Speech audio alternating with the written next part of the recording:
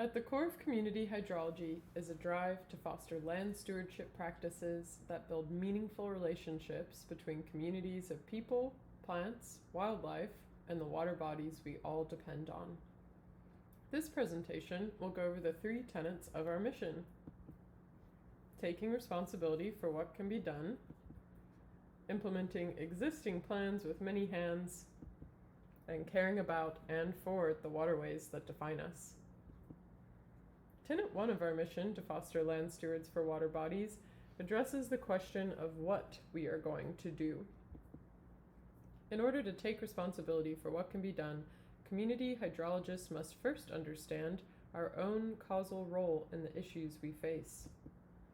We must possess the resolve to change what is within our power to improve. And finally, we must resist the temptation to assign blame, but welcome the opportunity to assume responsibility. The issues we face can seem overwhelming at times. The year I turn 56, Charleston is projected to incur 180 days per year of tidal flooding. And you would think that with all this extra water lying around, we shouldn't have so many water quality issues. Isn't, as they say, dilution the solution to pollution? It's incredibly demoralizing at times to hope to make a difference. We recognize that there are impacts outside of our own control. But when we really care about something, we do the best we can. Each of us, to our best ability, serves a role that is within our power to play. But we first must resist the temptation to shirk responsibility by assigning blame, and possess the resolve to assume responsibility. Because a drop is all it takes when you're this big.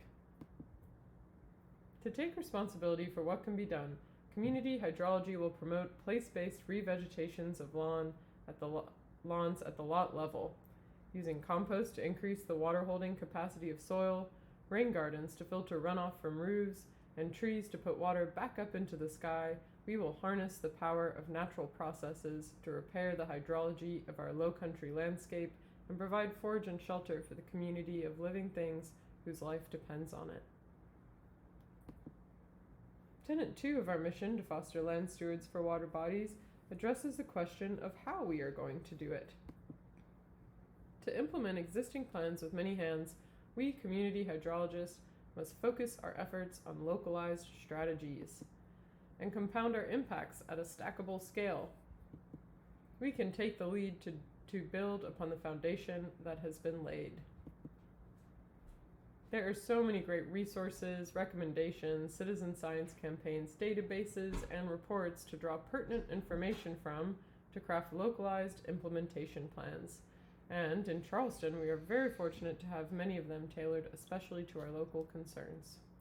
However, it would be folly to depend on any one individual to metabolize and utilize all these resources.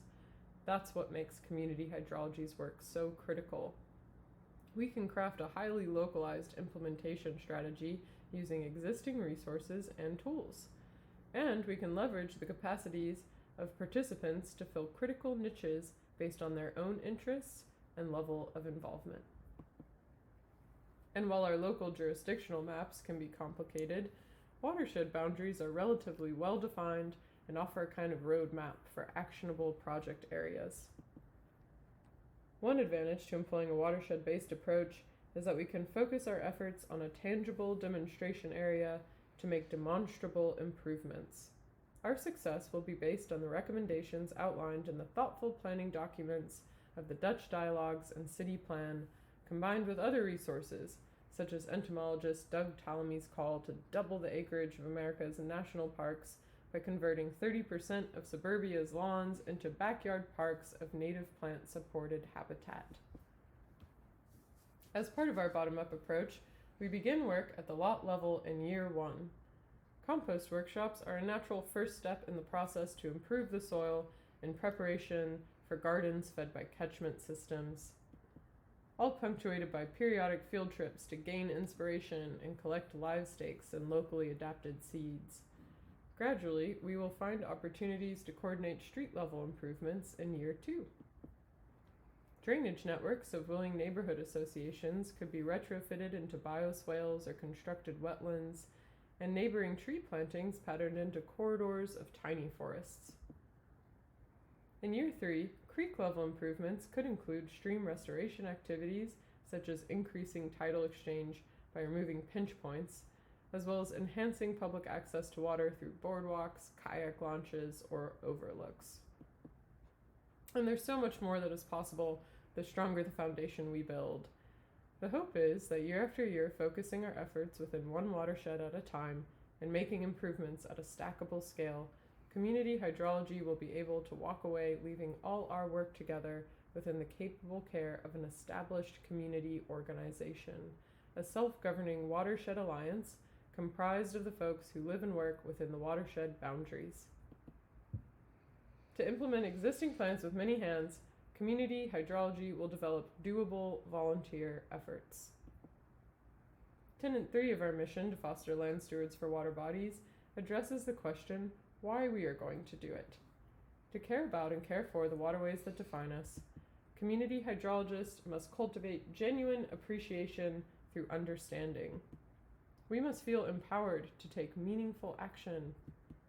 And community hydrologists must learn, hone skills, reflect, create, appreciate, and gather together. To care about and care for the waterways that define us, community hydrology will cast a wide net to engage prospective volunteers based on their specific interests and intrinsic motivation to make a difference. Through engaging educational initiatives, we will grow understanding and hope to deepen each individual's commitment to the specific causes they choose to forward. Because to take meaningful action, we require the capable care representing a diversity of interests, specialties, and levels of engagement. And we have got to be able to see the results.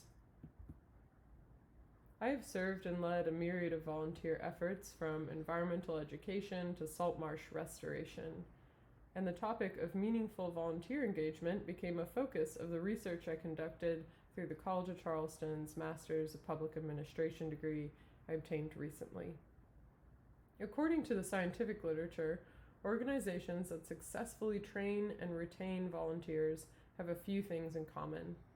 These parameters can be difficult to measure, but I believe they are easily intuited.